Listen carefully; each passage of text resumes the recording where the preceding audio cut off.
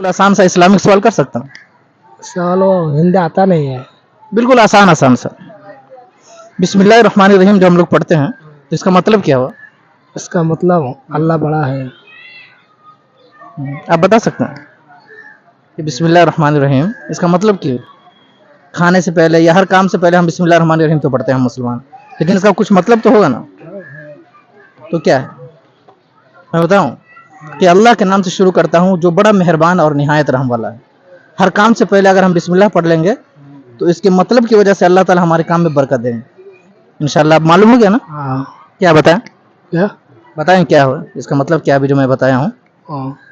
अल्लाह रहम करने वाला। अल्लाह के नाम से शुरू करता हूँ अल्लाह के नाम से शुरू कर रहा हूँ।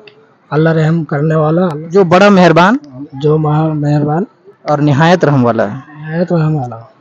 तो ये बताए कि सुबहान अल्लाह का मतलब क्या है? सुबह